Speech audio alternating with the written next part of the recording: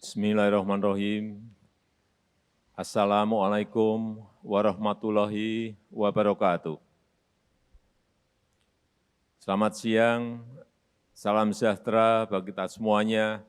Om Swastiastu, Namo Buddhaya, salam kebajikan. Yang saya hormati Bapak Wakil Presiden, para menteri yang hadir, yang saya hormati para gubernur, wakil gubernur, para bupati, wakil bupati, para wali kota, wakil wali kota, beserta seluruh jajaran Forkompinda, Bapak Ibu hadirin yang berbahagia. Saya ingin menyampaikan beberapa hal, utamanya mendekati Hari Raya Idul Fitri yang sebentar lagi akan datang, yaitu di pertengahan bulan Mei. Kenapa pertemuan sore hari ini kita adakan?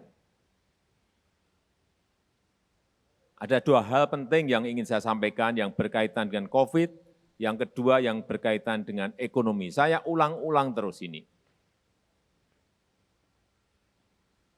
Kenapa COVID? Karena kita tahu perkembangan COVID di India. Yang ini perlu saya ingatkan karena kita juga menjelang masuk ke Hari Raya Idul Fitri. India di bulan November menuju ke Oktober, November, Desember menuju ke Januari berhasil melandaikan kurvanya. Dan bahkan saya ingat di bulan Januari kita telepon kepada Menteri Kesehatan India, kuncinya apa? Dan beliau menyampaikan kuncinya adalah micro lockdown. Sehingga kita adopsi di sini menjadi PPKM skala mikro. Saat itu India berhasil menurunkan sampai ke 10.000 kasus per hari. Tetapi kita tahu hari-hari ini terjadi sebuah lonjakan yang sangat eksponensial di India menjadi 350.000 kasus aktif per hari. Ini yang menjadi kehati-hatian kita semuanya. Hati-hati dengan perkembangan yang ada di India dan juga tidak hanya di India. Ada di Turki, kemudian ada di Brasil, dan beberapa di Uni Eropa. Hati-hati. Sekecil apapun kasus aktif yang ada di provinsi, di kabupaten, di kota yang Bapak Ibu pimpin, jangan kehilangan kewaspadaan. Ikuti angka-angkanya, ikuti kurvanya, ikuti harian. Begitu naik sedikit, segerakan untuk ditekan kembali agar terus menurun.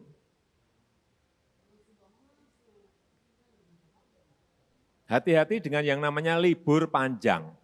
Kita ini mau libur panjang di Idul Fitri. Ingat tahun lalu, ada 4 libur panjang yang kenaikannya sangat melompat.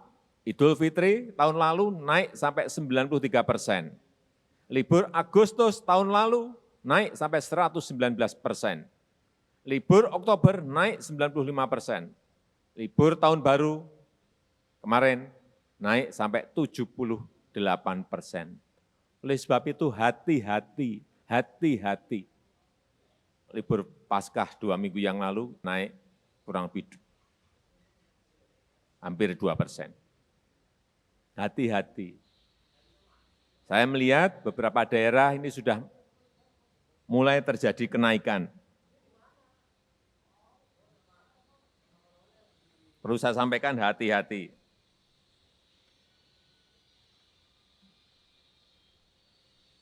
Di daerah-daerah Sumatera Selatan, Aceh, Lampung, Jambi, Kalbar, NTT, Riau, Sumbar, Bengkulu, Kepri, hati-hati, ada kenaikan. Karena grafis dan kurva harian itu selalu kita ikuti. Saya ingat betul, pada bulan Januari, kita pernah mencapai 14.000 sampai 15.000 kasus aktif harian. Dan sekarang kita sudah berada di angka 4.000, 5.000, 6.000. Ini berhasil kita tekan di bulan Januari. Bed okupansi rasio bor kita berada di atas 80%. Dan saya juga selalu memantau, ini yang selalu saya pantau harian itu di Wisma Atlet, pernah mencapai 92%. Tapi sekarang, 2 minggu yang lalu, turun menjadi 21%, sekarang naik kembali sedikit menjadi 25-26%. Tapi terus akan kita tekan. Jadi sekali lagi hati-hati dengan mudik lebaran, hati-hati.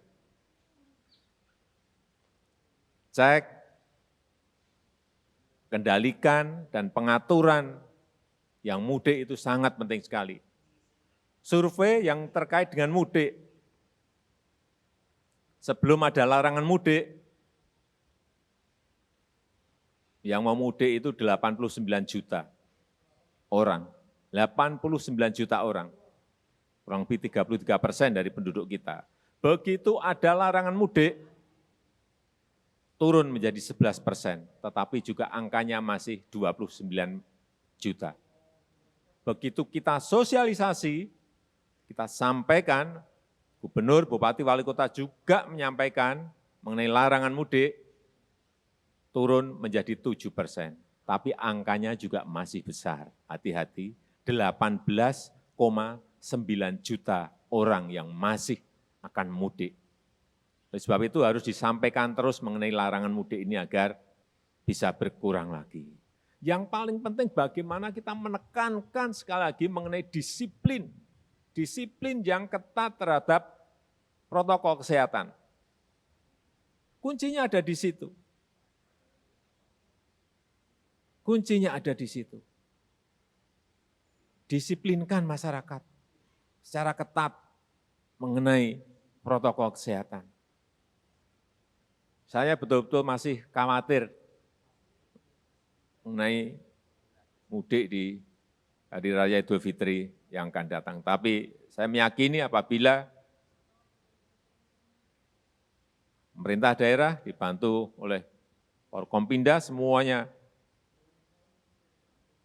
bergerak, mengatur, mengendalikan mengenai disiplin protokol kesehatan, saya yakin kenaikannya tidak seperti tahun lalu 93%. Kemudian yang kedua mengenai vaksinasi. Saya titip terus vaksinasi massal, vaksinasi di daerah, jangan sampai ada yang berhenti.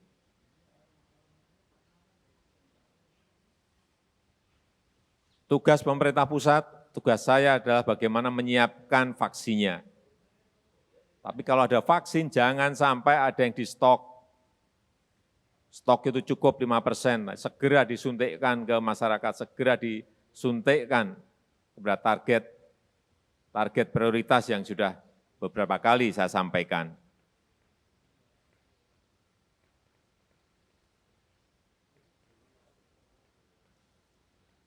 Karena sampai 27 April yang kita suntikkan baru kurang lebih 19 juta dosis.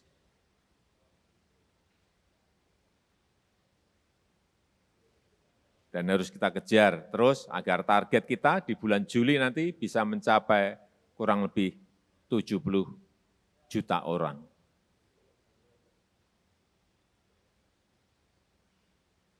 Siapa yang harus disuntik dahulu? Saya kira saya sudah berkali-kali saya sampaikan dan tidak perlu saya ulang. Kemudian yang berkaitan dengan ekonomi, dengan kondisi yang sekarang kita kerjakan bisa menekan laju penyebaran COVID harian, kasus harian COVID bisa kita tekan. Bulan Maret, April ini sudah kelihatan. Ekonomi sudah hampir menuju pada posisi normal. Sehingga target kita secara nasional di tahun 2021 ini, target pertumbuhan kita 4,5 sampai 5,5% itu bisa kita capai. Dan itu dimulai sangat tergantung sekali pada pertumbuhan ekonomi di kuartal kedua 2021. Artinya apa? April, Mei, Juni ini sangat-sangat menentukan. Kalau kita bisa menekan COVID-nya tanpa membuat goncangan di ekonomi, inilah keberhasilan. Dan target kita kurang lebih 7% harus tercapai. Kalau itu bisa tercapai, insya Allah kita pada kuartal berikutnya akan lebih memudahkan.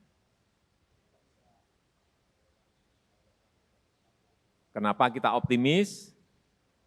Karena sudah kelihatan sekarang pabrik, industri, manufaktur sudah bergerak. Itu tercermin di dalam yang namanya Purchasing Managers Index.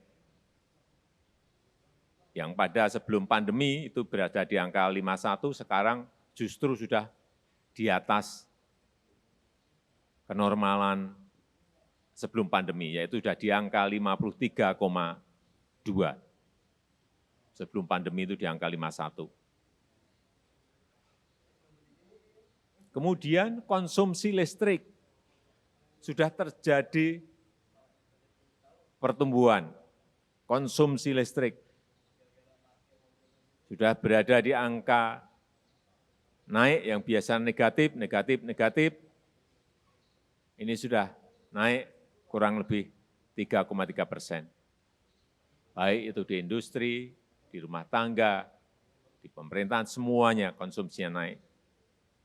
Ini juga patut kita syukuri. Kemudian impor barang modal, ini supaya kita semuanya juga tahu, pentingnya impor itu penting, tetapi harus barang modal, bukan barang konsumsi. Itu sudah meningkat 33,7% yang sebelumnya negatif. Sudah tumbuh 33,7%. Kemudian indeks keyakinan konsumen juga naik, yang sebelumnya 84,9, 85,8, ini sudah 93. Ini juga patut kita syukuri, artinya kita harus optimis. Kemudian indeks penjualan retail meningkat mencapai 182,3 di bulan Maret. Artinya ada demand di situ, ada permintaan di situ, ada belanja di situ, ada konsumsi. Kelihatan di indeks penjualan retail. Angka-angka seperti ini perlu kita ketahui semuanya. Oleh sebab itu, saya mengajak kepada seluruh provinsi, kabupaten, dan kota, segerakan yang namanya belanja Pemda, belanja APBD, segerakan. Karena angka-angka yang saya lihat, yang tinggi itu baru belanja pegawai, tapi juga baru di angka 63%. Belanja modal per Maret, akhir Maret kemarin, belanja modalnya baru 5,3, baru 5%, 5,3%, baru 5%. Padahal yang namanya perputaran uang di sebuah daerah itu sangat menentukan pertumbuhan ekonomi. Jadi transfer dari pusat ke daerah itu tidak dibelanjakan, tapi ditaruh di bank. Ini yang menyebabkan nanti mengerem laju pertumbuhan ekonomi ya di sini. Hati-hati, akhir Maret saya lihat di perbankan daerah ada 182 triliun. Tidak semakin turun, semakin naik. Naik 11,2%. Artinya tidak segera dibelanjakan. Gimana pertumbuhan ekonomi di daerah mau naik kalau uangnya disimpan di bank? Hati-hati, saya sudah sampaikan bolak-balik ke Menteri Dalam Negeri untuk mengingatkan semua daerah agar segera mensegerakan belanja APBD, baik belanja aparatur maupun belanja modal, tapi yang paling penting belanja modal, ini disegerakan. Sehingga terjadi peredaran uang yang ada di daerah. Hati-hati, 182 triliun ini uang yang sangat gede sekali. Ini kalau segera dibelanjakan itu akan uang berputar di masyarakat akan mempengaruhi pertumbuhan ekonomi yang tidak kecil.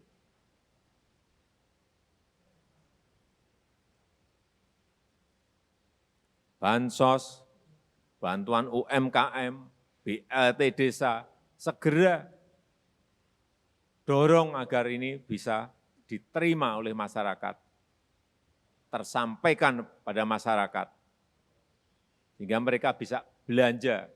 Kalau ada belanja artinya ada permintaan. Kalau ada permintaan berarti akan ada pertumbuhan ekonomi di daerah itu. Jadi segera cairkan BLT desa. Karena yang saya lihat per April kemarin, yang sudah tersalurkan baru 32%. Masih kecil sekali, 32%. Baru 1,5 triliun. Angka-angka seperti ini selalu saya ikuti.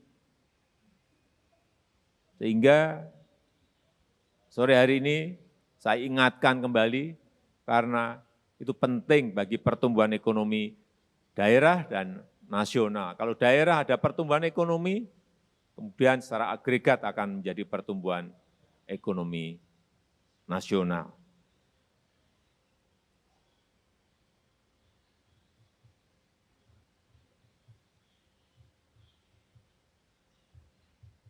Yang juga perlu saya ingatkan yang terakhir mengenai investasi. Ini juga berulang-ulang kali saya sampaikan agar kemudahan, pelayanan, kecepatan, pelayanan itu diberikan oleh daerah, terutama yang berkaitan dengan perizinan. Ini saya ulang-ulang terus karena masih banyak saya dengar urusan perizinan terhambat dan lama, sehingga investasi baik dari yang kecil maupun yang menengah maupun yang besar terhambat gara-gara perizinan yang tidak cepat. Undang-Undang Cipta Kerja mengamanatkan kita untuk cepat melayani perizinan. Sekali lagi, kunci pertumbuhan ekonomi kita, ekonomi nasional kita, ekonomi daerah itu sangat tergantung sekali kepada investasi. Karena APBN itu tidak bisa tumbuh signifikan. APBD coba dilihat, year on year-nya juga tidak tumbuh secara signifikan. Artinya yang kita butuhkan adalah investasi dari swasta. Dan investasi dari swasta itu akan muncul kalau pelayanan perizinan, kecepatan kita melayani mereka bisa kita lakukan. Kuncinya ada di situ. Kunci pertumbuhan ekonomi nasional kita ada di investasi. Kalau ada investasi artinya akan ada tambahan peredaran uang yang ada di daerah maupun secara nasional. Kalau ada investasi artinya income pajak kita akan naik. Kalau ada investasi di sebuah daerah artinya akan terbuka lapangan pekerjaan yang seluas-luasnya. Saya rasa itu yang bisa saya sampaikan pada sore hari ini. Saya tutup, terima kasih. Wassalamualaikum warahmatullahi wabarakatuh.